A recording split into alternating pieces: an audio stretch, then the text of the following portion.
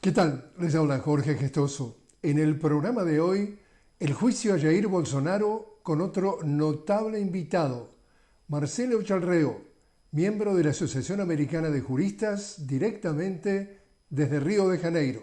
Marcelo Chalreo, una cálida bienvenida al programa.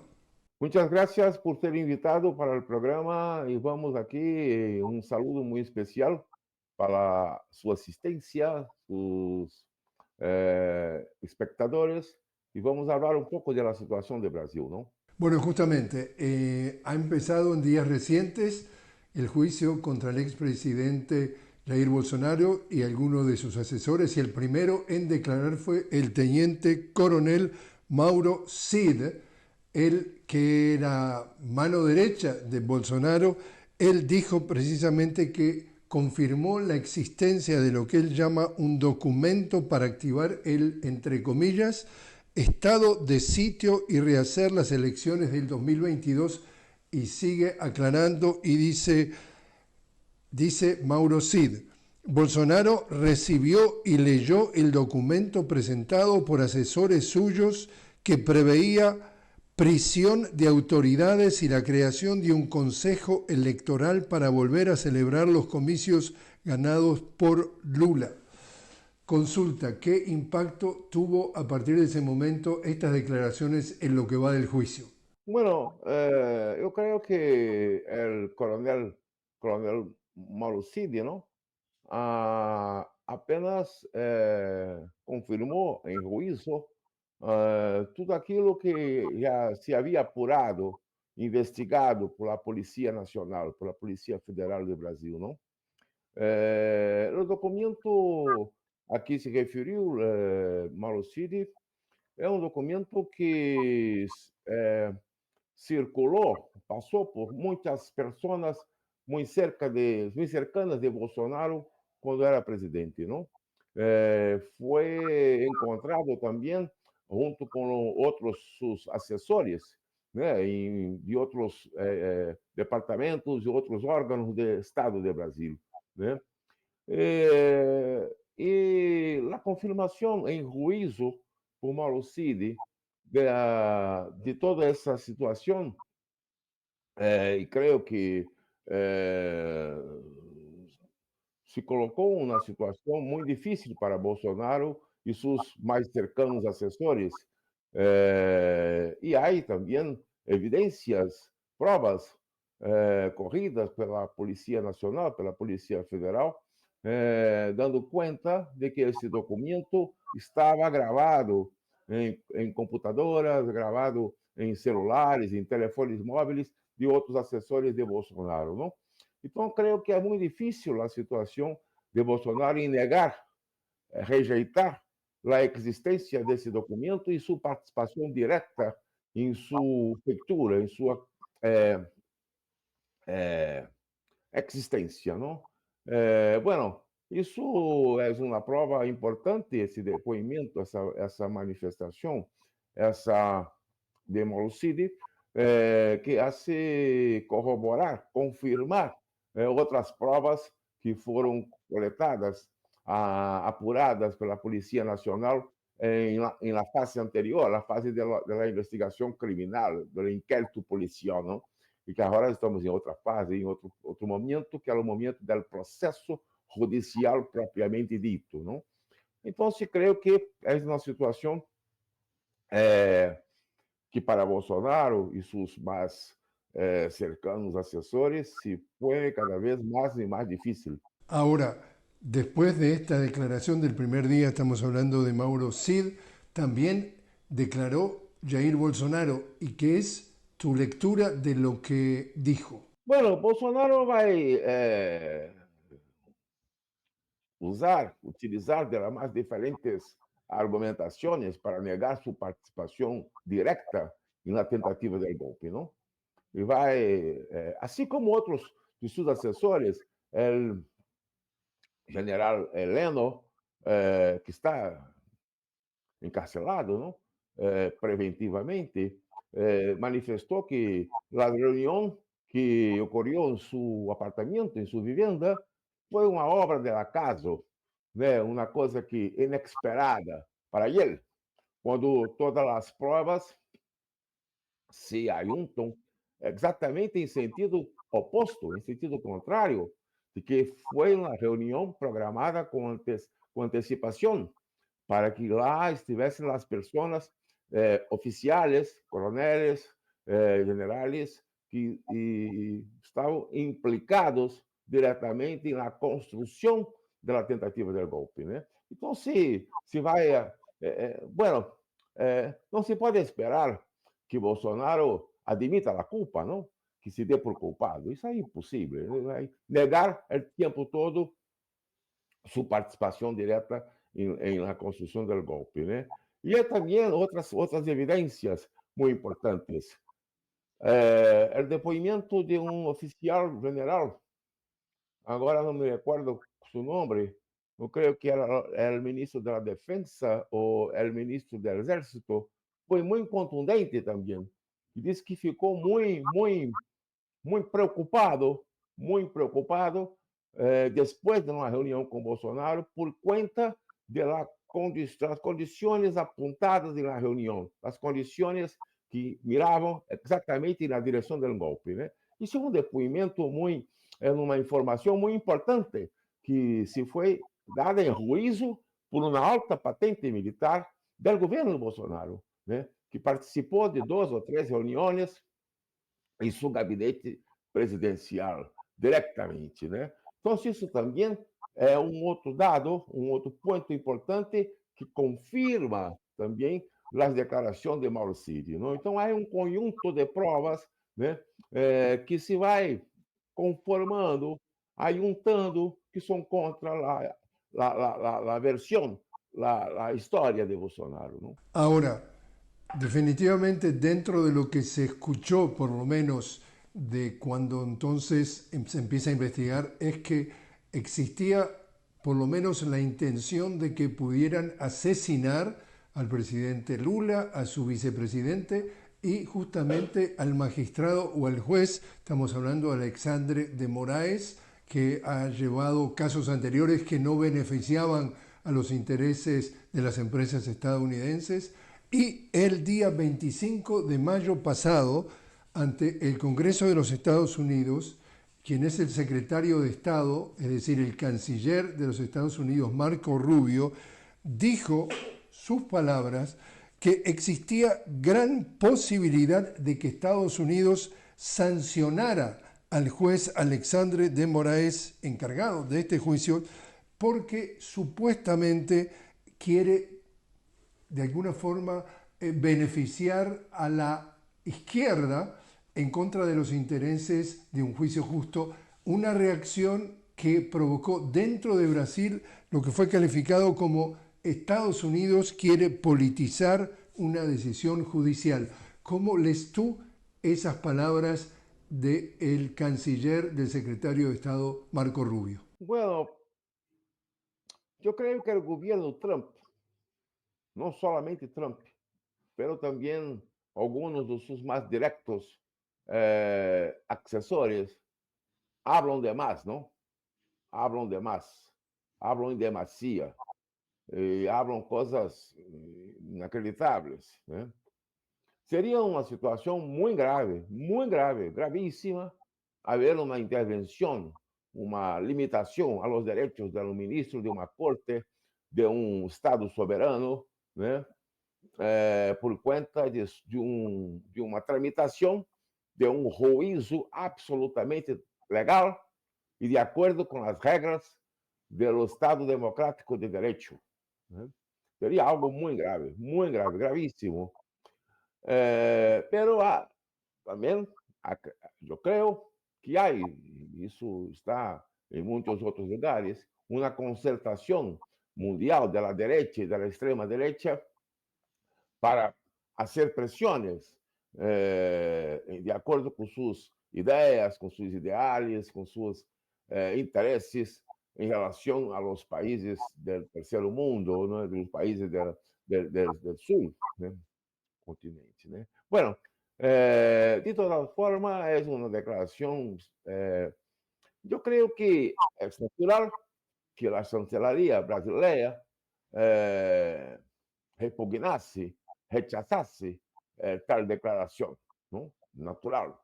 É que se espera que se fosse feito. Bueno, pero não creio que seja uma coisa de efetividade por parte do governo norte-americano. O governo de Trump e outros mais, de sucessores, têm outros interesses em Brasil. Interesses, sobretudo, sobremodo, na área comercial, na área da mineria, na área da explotação de los campos, das florestas e tal e tal. E não creio que se vai embaraçar,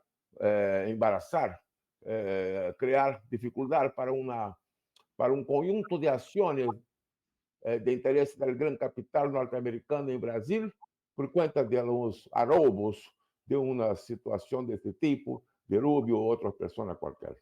Não creio. Marcelo, te invito a hacer una pequeña pausa. Estamos hablando con Marcelo Chanreo directamente desde Río de Janeiro sobre el juicio al expresidente Jair Bolsonaro por intento de golpe de Estado contra el actual presidente Lula da Silva. Enseguida regresamos.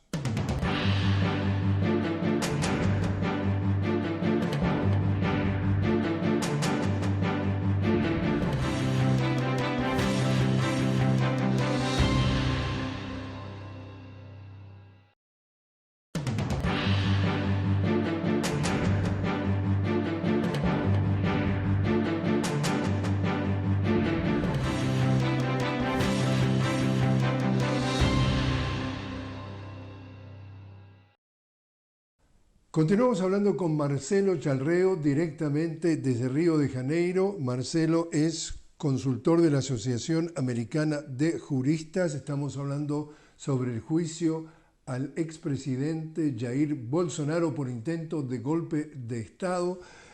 Marcelo, en cuanto a los tiempos, ¿cuánto podría durar este juicio y cómo podría influir o no en las próximas elecciones presidenciales? Acá estamos hablando que el expresidente Bolsonaro lo que está tratando de lograr es una amnistía y eso le permitiría de alguna forma seguir en la vida política. Háblanos de los tiempos de aquí a la elección y cuánto podría definirse y en qué forma tú piensas o intuyes que va a ser el final de este juicio. Bueno, la expectativa, por informações que vêm diretamente da Suprema Corte, é que hasta o segundo semestre, outubro, novembro, mais tardar, se tenha uma decisão da Corte Suprema em relação a este juízo, a este processo, a que responde Bolsonaro e seus mais cercanos assessores da época, não? Outubro, novembro, mais ou menos. Pero há um dato importante, que Bolsonaro já foi decretado como inelegível pela Corte Eleitoral de Brasil, pelo Supremo Eleitoral, não? E há uma pendência junto ao Supremo, um recurso, um amparo, né? E nessa direção, muito difícil, muito difícil, muito difícil de haver uma reversão. Muito difícil, praticamente impossível, né? E uma possível condena de Bolsonaro e alguns de seus ex-ministros, ex-secretários, se pode ter decretos de prisão de 5, 6, 7, 8, 9, 10, 12 anos, a depender da interpretação que a Corte Suprema hará do conjunto de actos criminais, não? De condutas criminais, né? Bueno, e com isso, nós acreditamos que Bolsonaro, em dado momento, deverá indicar outra pessoa para ser seu candidato nas eleições de 2026, né? E há uma disputa, né? Um pouco surda, un poco velada, entre varias personas del campo de la derecha y de la extrema derecha, desde miembros directos de la familia de Bolsonaro hasta gobernadores del estado, de São Paulo, de Minas Gerais, de Goiás y otros más, ¿no?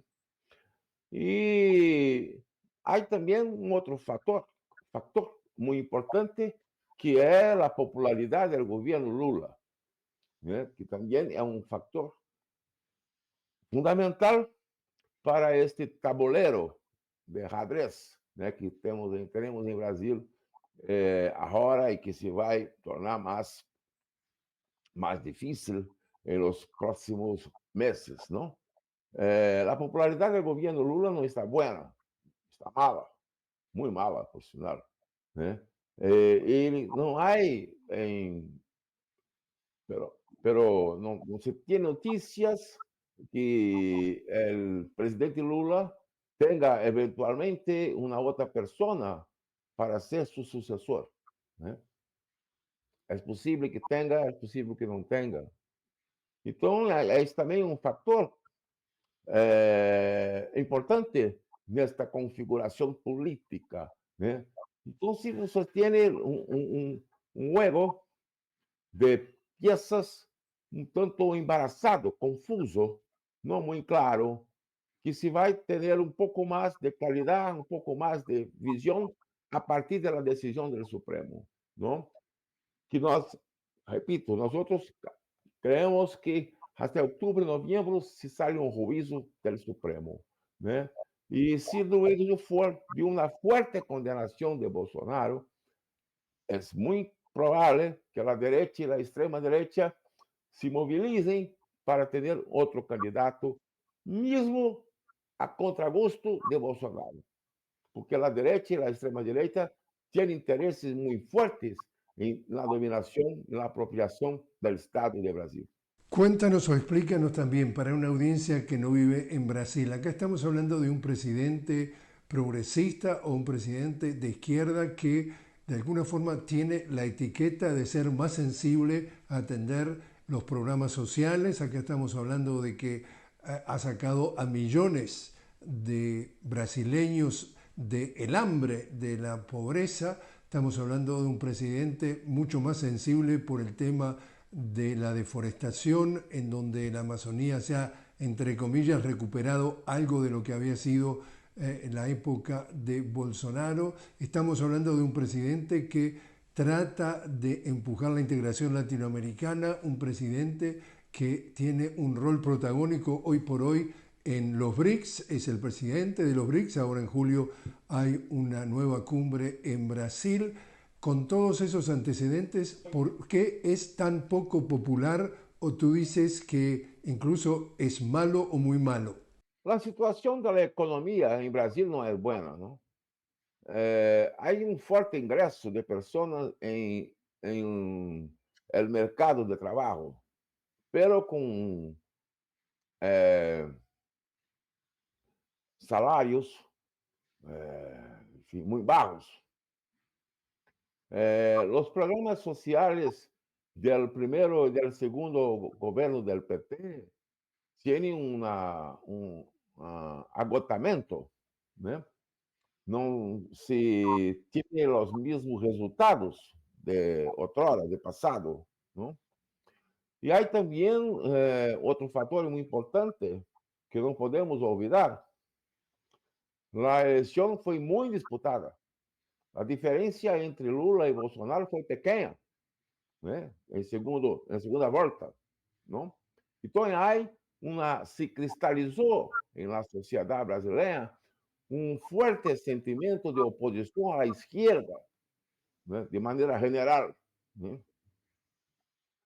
Também não se pode desconsiderar, não se pode deixar para o lado alguns erros graves do governo do PT atual, que talvez tenha manejado mal as manos com alianças muito fortes com a direita, com a centro-direita, e deixado ao lado os movimentos sociais, da centro-esquerda e outros setores importantes da sociedade brasileira, setores progressistas, quero dizer. Então, tudo isso há uma implicação de desgaste grande, essa conjunção de fatores, não? O governo Lula, por exemplo, se está muito atrasado com o programa de reforma agrária no Brasil, muito atrasado. A habitação popular, a habitação social, também está a passos muito lentos, muito vagarosos, né? E isso foi um programa importante do primeiro e segundo governo do PT. E aí também, agora mesmo, o Congresso, o Senado da República, a Câmara Alta, aprovou uma legislação de liberação de licenciamento ambiental muito atrasada, muito mala, um retrocesso em termos da legislação ambiental e de proteção dos ecossistemas do Brasil. E o governo Lula teve uma postura muito reticente, muito dúbia em relação a esta aprovação pelo Senado. Só um ou dois ministros, Marina e Mazuno, que tiveram uma voz firme contra o projeto, que é um projeto muito perigoso para a situação dos indígenas brasileiros, as pessoas que vivem na situação de palenques, de quilombos, não?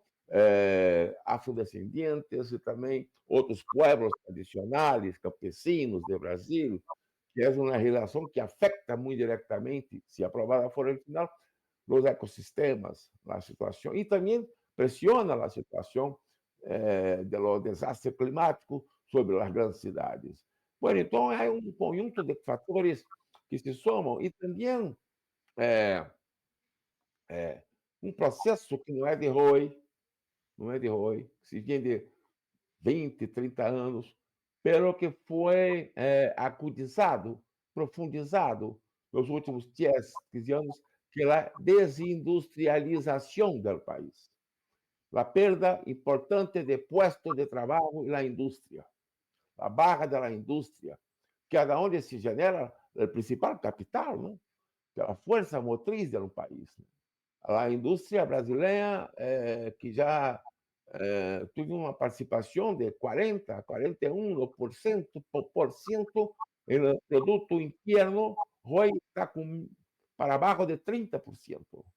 E há também aí toda uma base sindical, operariado, de trabalhadores que se desintegrou, né? E com isso se somou,